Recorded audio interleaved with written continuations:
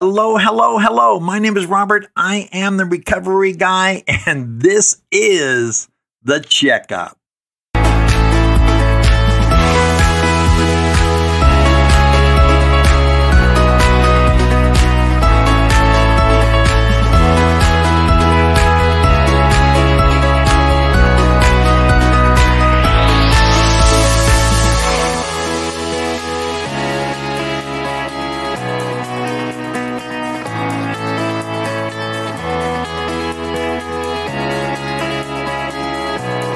Hello, hello, hello. Welcome back. Welcome back to Recovery Guy. My name is Robert. I am the Recovery Guy, and it is good to be here. It is always an exciting opportunity to come before the microphone and share what we call experience, strength, and hope. And we do that with each other, that we, as it says in AA, to solve our common problem and to help others to recover from alcoholism. But it's really all of life challenges, isn't it? Alcohol, drugs, the other behaviors that hijacked my life, they were just, they weren't the problem. They were how I responded to the problem. The problem was me. I did not know how to live life on life's terms. Whether it was things that I understood or didn't understand or agreed with or didn't agree with, there was always something wrong with it. Maybe you can relate. I hope that you can. If you can, it probably means you're a regular listener, and for that we are very grateful. Hey, look for the newsletter coming out later this month. Please sign up for it. We've got a number of people already in the loop, getting ready to get the first release of that RG newsletter. If you work for a treatment center or part of that treatment center, please make sure, whether it's a residential recovery home, no matter what the help environment is, please sign up for that so the participants in your program can take advantage of that free offering as well. And as always, we take care of everything for you here at Recovery Guy with respect to the production costs and everything. We're still producing 2 podcasts every week on Tuesday and Friday, and then the fresh blogs on Wednesday and Thursday, and now again this newsletter, which will give us 17 publications per month. 17 fresh publications per month. And I guarantee you that JJ and Jane and Jonathan and Pablo, we are working hard to make sure that you have good content, always accessible, and hopefully relevant as well. So go to recoveryguy.org and check things out, all the blogs, all the podcasts. You can see if you've got a particular favorite podcast channel. Jonathan has listed all of the channels that we are featured on. So whether you're an Android person or an Apple podcast person or iHeartRadio, it doesn't matter. We're going to be on a channel that is going to work for you. So today, let's talk about acceptance.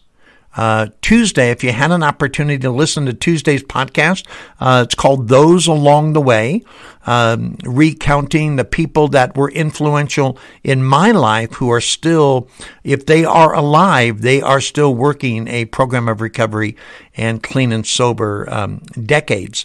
And I know that you will want to hear from that and the importance of those along the way. Today is acceptance.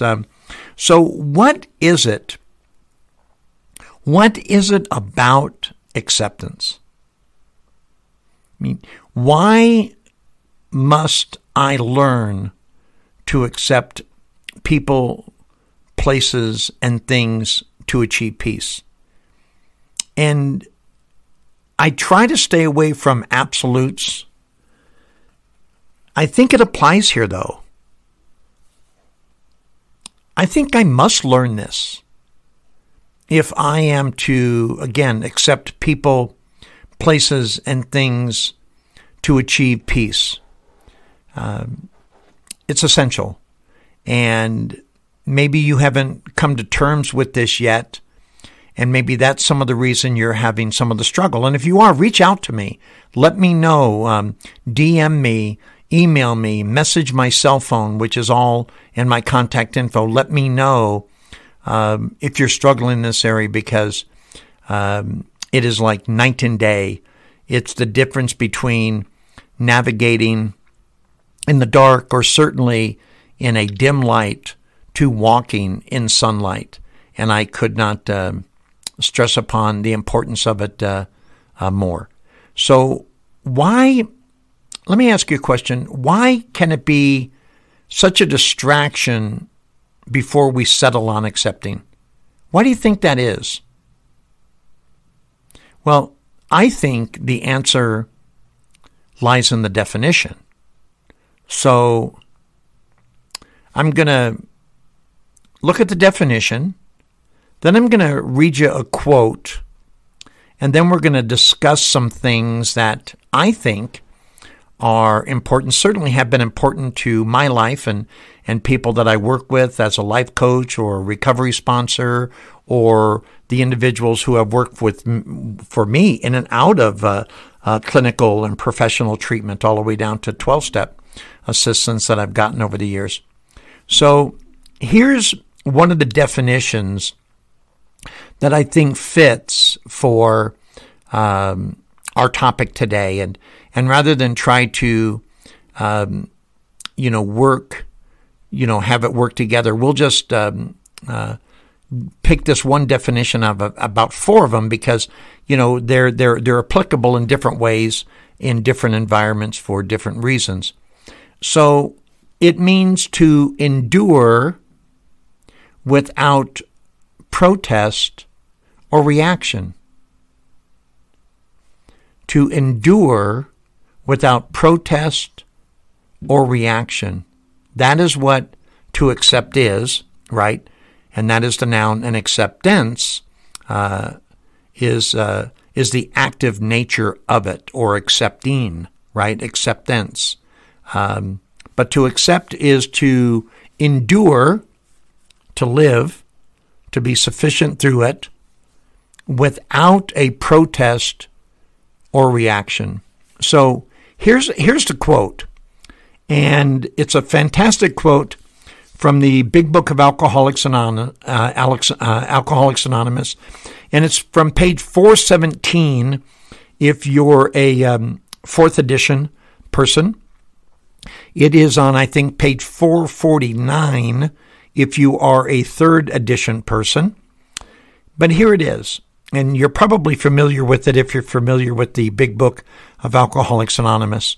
And acceptance is the answer to all my problems today.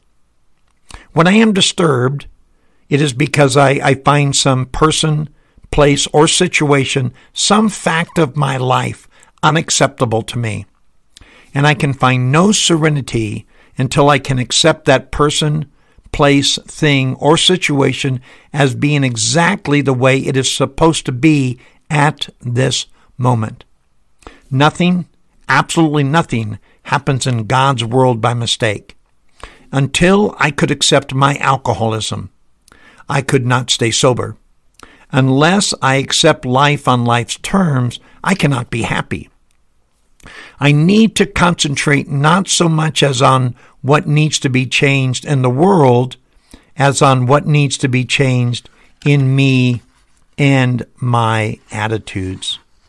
What a profound statement. And I hope you have come to terms with this. This was rather difficult for me in the beginning because I didn't know where I was at in terms of accepting my alcoholism, my drug addiction, my addictions to gambling, pornography, compulsive overeating, bulimia. I needed things to be your fault. I needed to place blame on someone else. I needed to think that if you wouldn't be telling me I had a problem, then I wouldn't have a problem. You feel me? You get where I'm coming from? And until I could accept my condition, unless I could accept the condition that I got myself in, I could not stay sober, period. If it was always going to be about somebody else, some circumstance, some situation, I was doomed. Unless I could accept it to its fullest, to the degree that I am, and I'll even add the word, utterly powerless over alcohol, and my life was utterly unmanageable. I'll add an extra word in there, another adjective, just to help underscore how bad it was. Until I could accept that, I didn't just have to accept that I had a drinking problem, that I was chronically addicted. There was a mechanism, a craving, a phenomena of craving that the big book says did not occur in other people, but would occur in me. And the same thing with other behaviors that you may be experiencing. If you're not an alcoholic and drug addict, you can probably relate that to your challenges as well. And unless I could accept life on life's terms, it says I cannot be happy. And I love the next part. I need to concentrate not so much on what needs to be changed in the world as what needs to be changed in me and in my attitudes. You know, one of the things that I've developed over the years as a sober and clean and resurrected person is a theory, and it's called an inside-out approach to recovery. And I actually took it from the quality movement with Stephen Covey, and it's an inside-out approach to quality and change. Well, I just sort of piggybacked off of that. I want to give credit where credit is due. And I really believe it is not about what needs to be changed outside of me in the world, but really what needs to be changed about my perception. My dear friend Trish used to say to me, it's not what they say and it's not what they do, it's how I react, right? That's the one component that I can control. I can't control what's going on in the world. I'd like to. And every now and then I stick my toe into that end of the pool. But I quickly find out I don't belong there. And I need to back up and to concentrate, okay, on what needs to work in me. So again, not so much as what needs to change in the world as what needs to be changed in me and in my attitudes. I need to own it. How about you? Are you still worried about what's going on around you? Does that have you sidetracked? I hope not. And if it does, I'm glad you're listening today. Here are some of the things that we can do to not let things in life be a distraction, right? So let's ask ourselves these questions that would construct our internal response. So a little checklist here. I've got 7 things. Won't take us long to get through them. But I want us to own these, and I need to own them as well. You know, pride is a big deal. In the 12 and 12 of Alcoholics Anonymous, and the Bible even says that a haughty spirit goes before a fall, and pride goes before destruction. And almost all the religions of the world, monotheistic and other spiritual approaches, Hinduism, Buddhism, they will have an element of denying self, right? Setting aside the ego, which is ego, or edging God out, displacing God, and setting me on the throne, whereas I would know better, right, than God would know. And so when we look at these things, let's be honest with ourselves to see why it bothers us. I had a mentor of mine years ago, and because I was so prideful and was always defending myself and my position.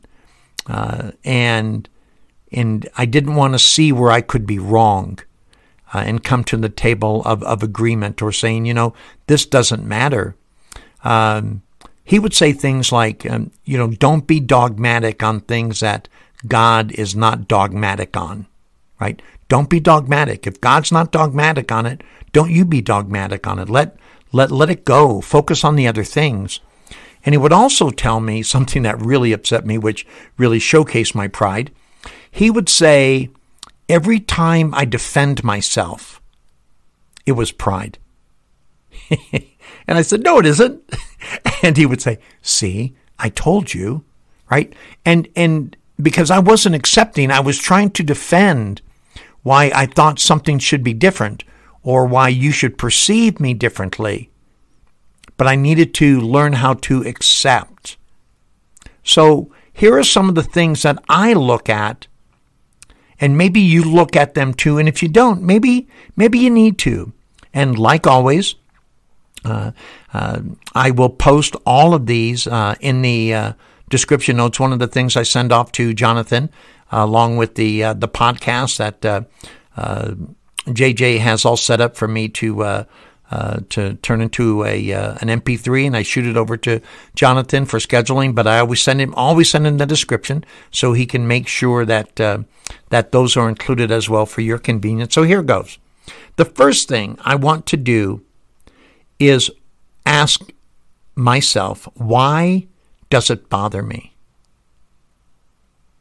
Why, when I have a negative response, what is it about that thing that invokes that negativity? Is it a prejudice, which is essentially what Stephen Covey calls prejudgment, right? Am I judging something without knowing what something is? Does it remind me of who I was? Is that a behavior or situation that I used to do or have remnants of that I'm still trying to negotiate or justify? So why does it bother me? There's a reason, and I need to find out what it is so I can get past it. The second thing, can I change what bothers me? Not a bad question, right? Can I change it? Because if I can't change it, yet I allow it to live rent-free in my head or hijack my emotions, how foolish is that? The next thing, is there a moral high ground?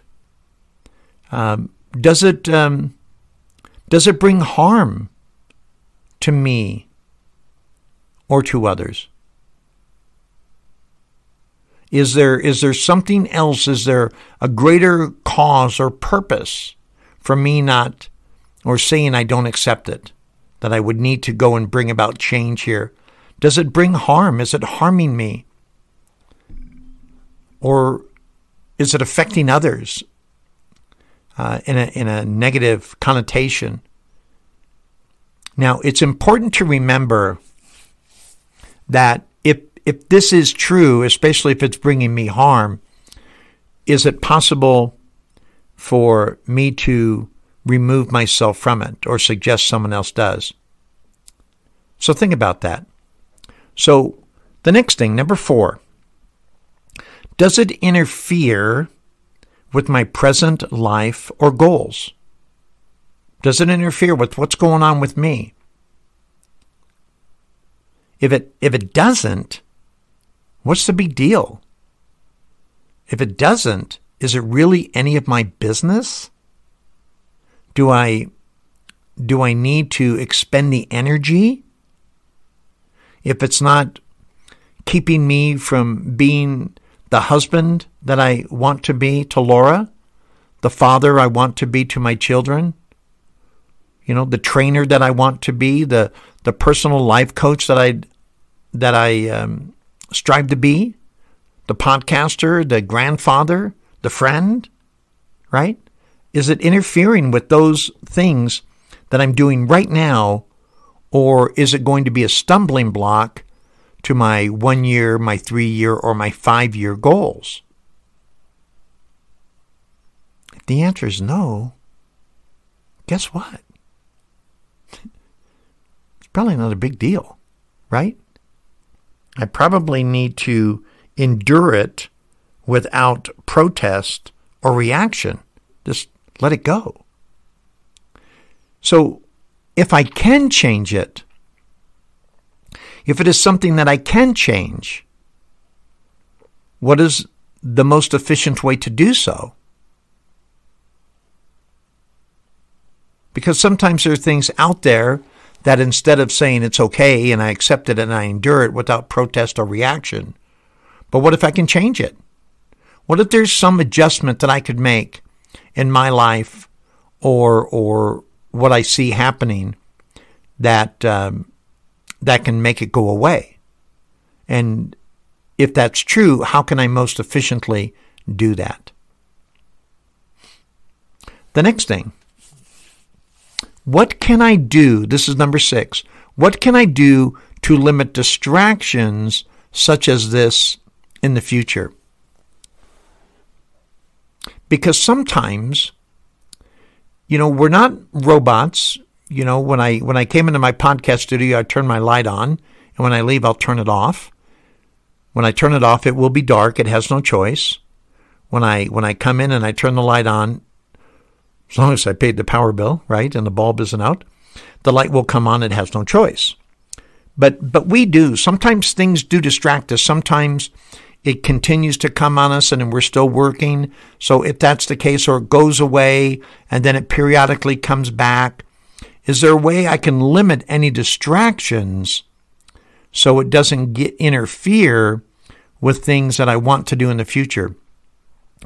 Joyce Landorf, years ago in her series, His Undying Love, did a tape series on her irregular people. And your irregular person is a person who is in your life whether you like it or not, either because of employment, a friendship, a secondary friendship, an acquaintance of someone else, and you have get-togethers, or it's a family member that, like it or not, they're in the family and they're going to come to those birthdays and things like that, or so those are called irregular people. And they can be a distraction because we find it hard to accept them sometimes. We're still working through that process, or they don't even know what they're doing, and we don't have the freedom to mention it. And so when we do have a time with them, it can cause a momentary distraction that can adhere us from our course. Maybe not our long-term goals, but certainly in the present. And if it affects the present too much, it will affect our long-term goals. Because distance over time, you might be a degree off, and it might not matter if you're only going to be a degree off for a week. But if you're a degree off for a year or 2 years or 3 years, you could miss your goal altogether, and we don't want that. So what can I do to limit distractions? Now, number 7, which I think is really our responsibility. Am I insisting on living life or giving to things that would steal my joy? What's my choice?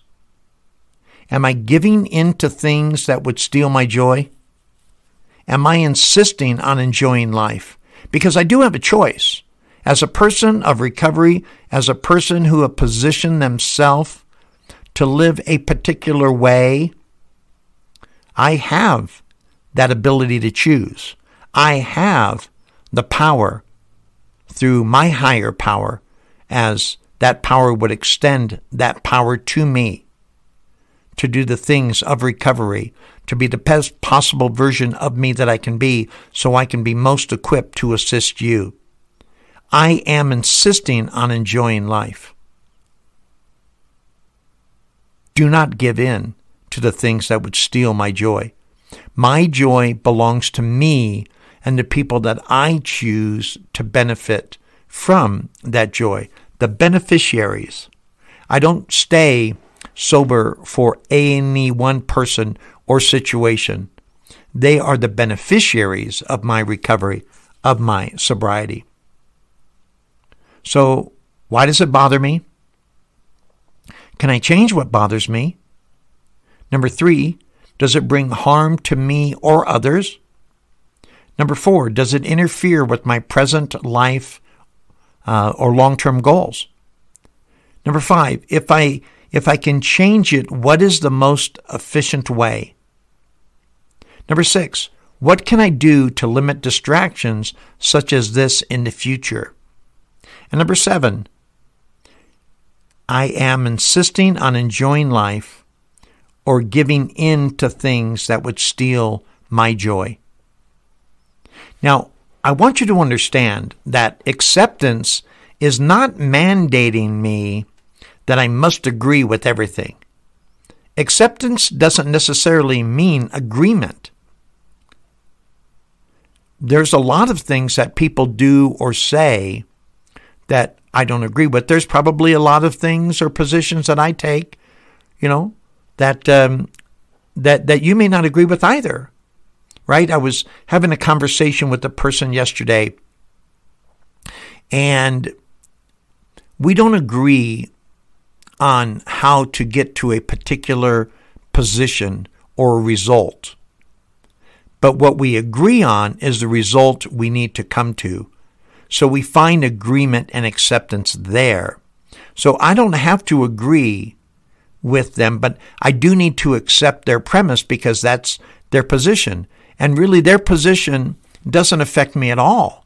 What would affect me is if they thought that this goal wasn't a good social dynamic goal or rule. That might be a little bit more difficult for me to accept. I would have to, right? I must do this if I'm to maintain and increase my quality of life. But it doesn't mean that I agree with them on how they're going to get there. But thank goodness I agree with where we want to go. It does, though, quite nicely lend itself to the Serenity Prayer. You've heard that before, right? Serenity Prayer says, God, grant me the serenity to accept the things I cannot change, the courage to change the things I can, and the wisdom to know the difference. Don't you just love that? Accept the things I cannot change, the courage to change the things I can, and the wisdom to know the difference. If I can't change something, it makes no sense for me to fight it as if I could. Why would I want to do that to myself? Why would I want to sabotage my own recovery? In recovery, right? I would sabotage everything when I was out there ripping and running. But it makes no sense for me to fight something that I can't change as if I could. Again, going and looking at things. Why does it bother me? Can I change it? And if I can't, why would I fight it? Here's the deal, though, because matter of fact, if I don't accept it, it will distract and distort and deter me when I'm taking care of the things I am responsible for and able to change or improve. That is the result. So, I don't know about you. Actually, I do, because we're so much more alike than we are different. I have to accept things. I don't have to agree with them, but I have to accept them. Again, accept is to endure, to live without protest or reaction. There's some friends I have that there's some disagreements we have, and yet they're such amazing and wonderful people.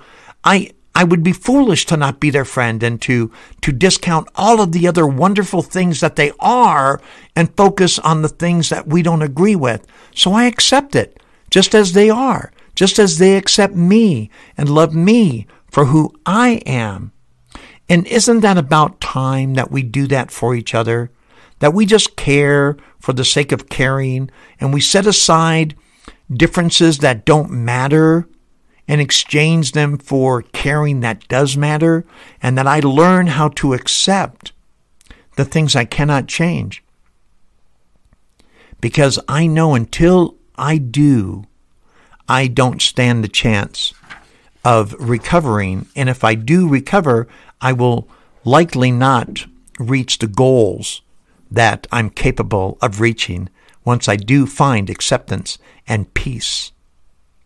Hey, thank you so much for joining us today. I hope you enjoyed acceptance. I know I did. Great reminder for me. I'm going to go back and look at a few things in my life and see how I can come back in line, in alignment with the things that are going on around me, changing the things I can and accepting the things that I can't, and knowing when each is each. Go to recoveryguy.org, check out the blogs, check out the podcast, look forward to the RG newsletter coming out later this month. Go ahead and subscribe to the newsletter, share, tell a friend, get on board this recovery movement. And we can do this thing one day at a time for the rest of our lives. I thank you for joining me today. My name is Robert, and I am the Recovery Guy.